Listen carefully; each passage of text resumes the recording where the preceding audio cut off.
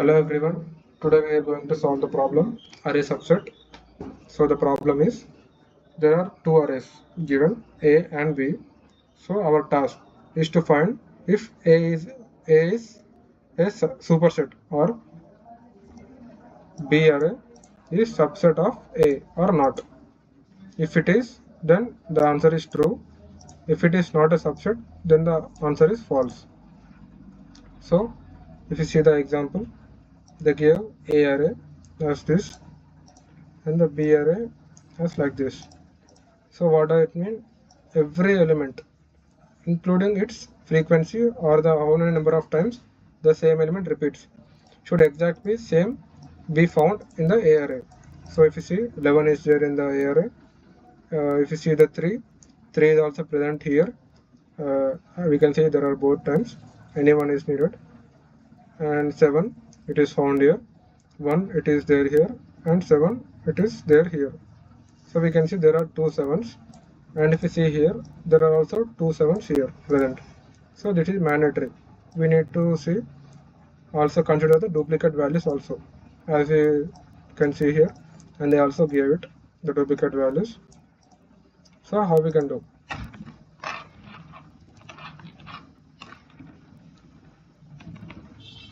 So the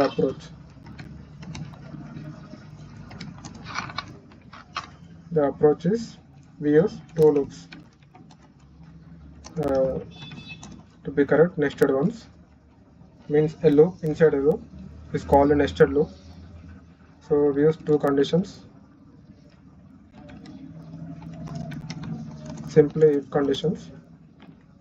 And how do we do?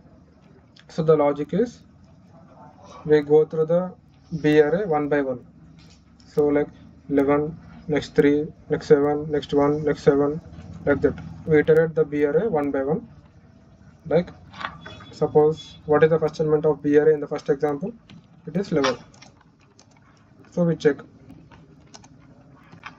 if the present B element 11 is present anywhere in the A array or not. So we can see present. So we found one example here, the 11 element. So okay, it is found. We don't return any output.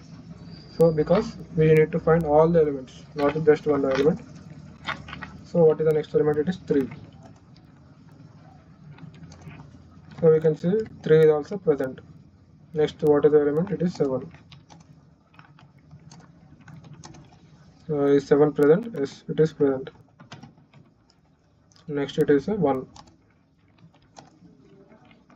You can say 1 is also present. No 7. So now we have duplicate values here, 7 and 7. It is repeated 2 times. So how can we handle this multiple times in checking the array? So one simple trick is anytime we check for an element, like the first time we went through array and found 11 at index, suppose it is 0 here. So what do we do?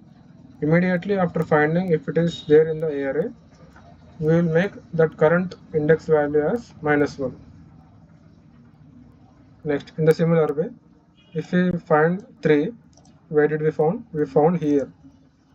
Because we are going like this, so we will first hit the 3 here. So same as usual, we will make the value at that place is -1. So next 7 where did we find first? If we are going like this, 11 not there, 7 as it is there, so same -1. So next it is 1. So if you go like this, we found 7 -1 here. So we need to remember that the same values are carried for 7. Here the value is -1, and same way for 3 also it is -1, and for 1, because we are changing the values in the same array, every time in every there the values are changed. So here also they are changed. So when it comes to here, First we will see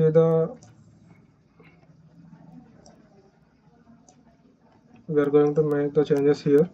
So what is the present value? It is 7. So we'll check, is -1 equal to 7? No. Again -1, again -1, 13, 21. Still we didn't find the 7. So we go further. -1 again not equal to, but here 7. It is equal to. Then we make it is also same as a -1. We found the variable number and we go next.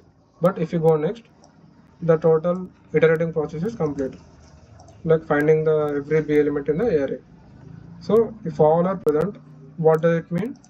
B is a subset of A. So what will be the output? The output should be true for this case. If any one of the number is not present, then immediately the output will become false. This way. For this input, the output will be true. So similar finding approach, but one extra step, because to handle the duplicate values like in the 7 7, like this way, we just use one simple trick, which is every time we find a number anywhere, we will just make the value as -1. So we can see here -1. So how that it will work?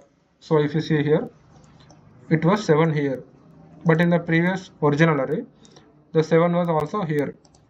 But what happened?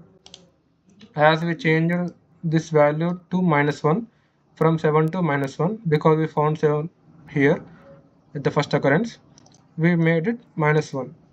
So next time if any number again 7 comes, it can't find the 7 here because it is -1. We already changed the value. So it skips the value and searches for another same value if any 7 is present. So we can see the 7 was present up to here, 7 we found here. So in the same way we make it -1. So this is how we are handling the duplicate values successfully, by also checking the whole subset problem. So for the coding part, so what did we say? We will iterate the B array one by one. So simplest way of iterating, if you want to just know the values one by one, then simply use the for each loop. It is an easy one.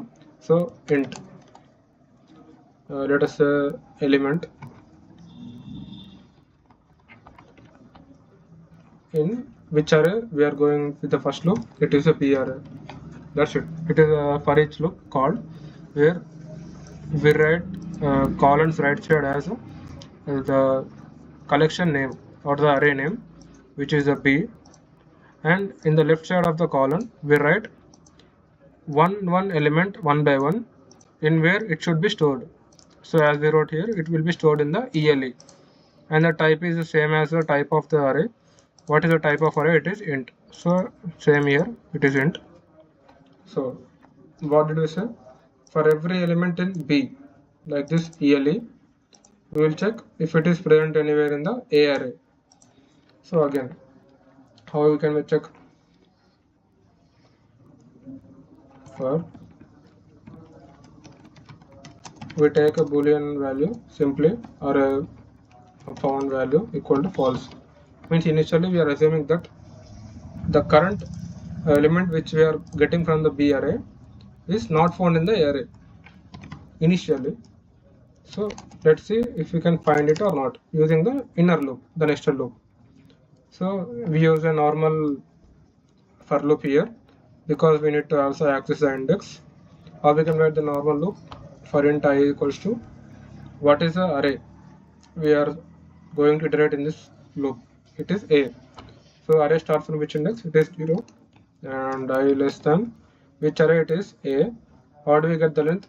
A dot length means the array name dot length, and I plus plus means pressing the I value one by one, plus 1 plus 1 plus 1, like that, the index value. So what next?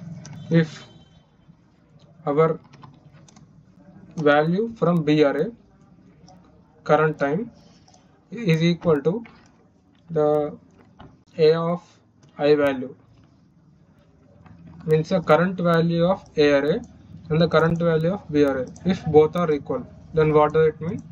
We found a value. Like in this case, we found the 11th value at the index, suppose here. So it is a present case. So what did we say? What does it mean? We found the value.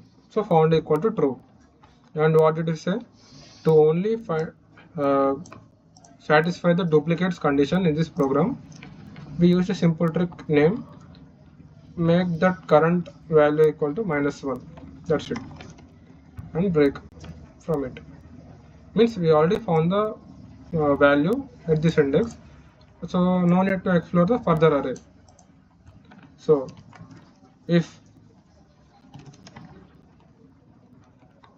not found, that means somewhere in during this iteration process, let us say if 7 is there and during the whole iteration process the found was never made true, then that means 7 was not found anywhere in this array. Let us assume. Then what does it mean? Even though if didn't find any one of the value, then that means the array is not a subset of the A array. So what will be the output when they said the output should be false? So same as they said.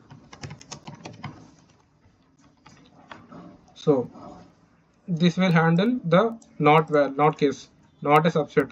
So if we completed the whole loop and every time we found the element because we didn't come to this condition, as we know.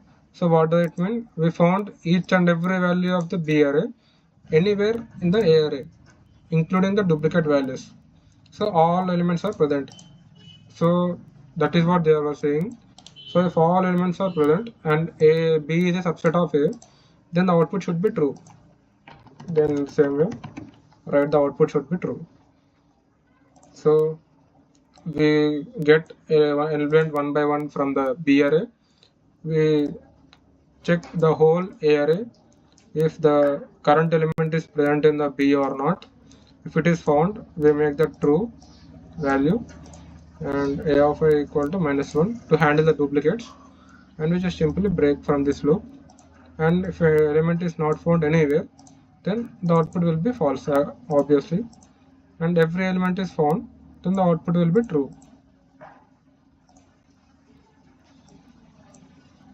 So sample test cases first.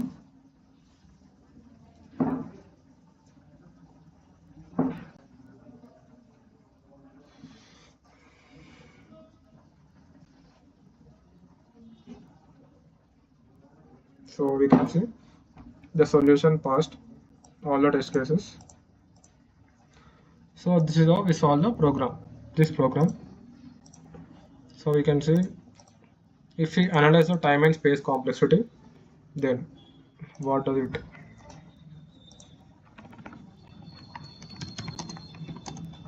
Time. Then we already said on which the time depends, the time complexity. We know time mainly depends on the number of loops, dynamic length loops we used. So first loop depends on the size of A array, and the second loop depends on the size of A array, and here it is B array. So both are dynamic loops, means their length increases or decreases based on the array length we are using. So we use two loops, but we have to see that there is a loop inside another loop. So for every one time this program runs n times. So if this program runs up to n, then it runs for every n, so it becomes n square. So our program mode time is n power m, means n is the size of B array, m is the size of A array. So like this, like n into m, you can think. And if you see the space, we didn't use any data structure here, like an array, a set, a linked list, hash set, any other. We just use some static variables, which we know take static space, means 1. So did we satisfy the expected complexities? Yes, they gave n plus m. almost equal to it, n into m, and space is big of n, but we also used big of 1 only, which is better. So this is how we can solve the program easily, in the easy way. There are also multiple ways, like using any hash maps, other things, or a hash set, but it is the simplest way. So practice the program. Thank you for watching.